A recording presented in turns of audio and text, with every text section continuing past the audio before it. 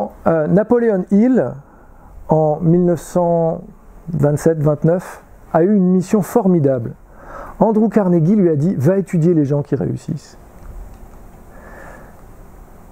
Et faisant une synthèse, qu'est-ce que font les gens qui réussissent?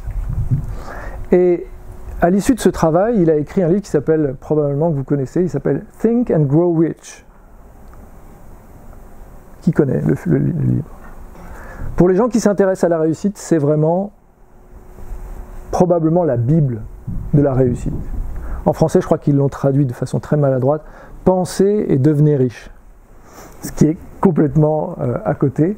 Et donc, dans ce livre, Napoleon Hill a étudié les facteurs qui font qu'une personne réussit.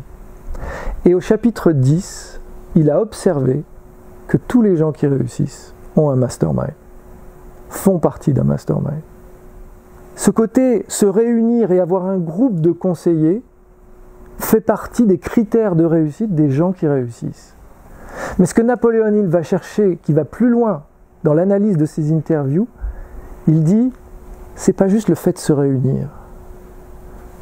Dans cette définition d'un mastermind, qui est la coordination des connaissances et des efforts de deux ou plusieurs personnes qui travaillent dans un but commun et dans un esprit d'harmonie, en fait, la vraie définition du mastermind, si vous prenez conscience de la pièce, c'est ce qui se passe non pas en vous, c'est ce qui se passe entre vous.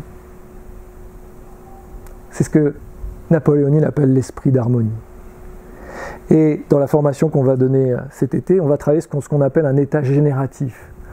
À quel moment je suis au sommet de moi-même? Pour que entre nous, nous soyons plus que la somme de nous-mêmes. Tu posais la question de c'est quoi l'intelligence collective.